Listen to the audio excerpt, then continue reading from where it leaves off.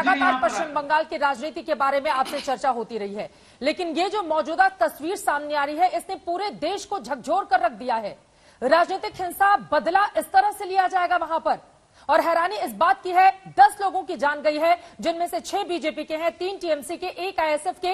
ये तस्वीरें, ये आंकड़े क्या बयां कर रहे हैं? ममता बनर्जी इसको कंट्रोल क्यों नहीं कर रहे हैं? किस बात का इंतजार किया जा रहा है वहां पर?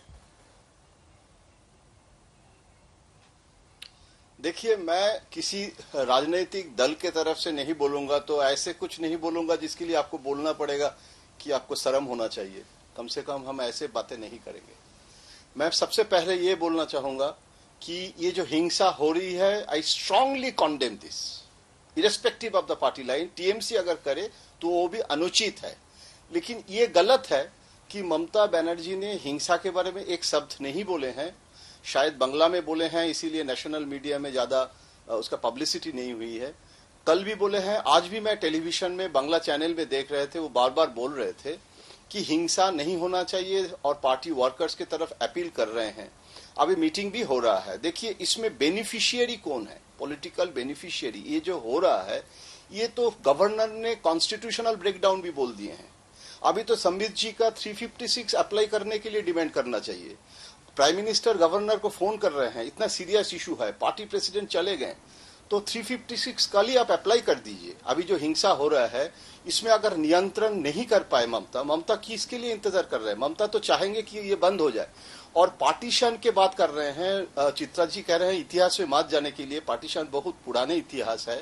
मैं एकदम मतलब कॉन्टेम्पोररी हिस्ट्री बता रहा हूं कि सीपीएम जब बार बार वो क्षमता से मतलब रह जाते थे और ममता अपोजिशन बनते थे, तुरंत ममता वायलेंस को इशू करते थे और सीपीएम उस समय ये रोल प्ले करते थे। आज टीएमसी जो कर रहे हैं, और ममता बनर्जी उसके लिए बोट क्लब में धरना भी दिए थे। मुझे याद है, पश्चिम बंगाल के इशू में नेशनल इशू बनाया।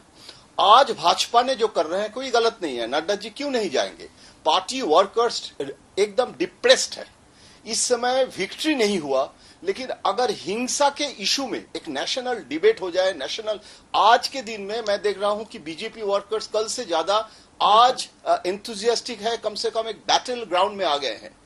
तो इसीलिए मुझे लग रहा है कि इसको होना नहीं चाहिए। और संबित जी से मेरा सवाल है, आप 356 गवर्नर कह रहे हैं कॉन्स्टिट्यूशनल ब्रेकडाउन हो गया है, तो आप इमीडिएट, क्योंकि ये चुनाव का जो नतीजा आया है उसके बाद भी अगर हिंसा हो जाए, और हिंसा इतना बड़ी इशू है, तो immediate you should implement 356 and governors rule just now.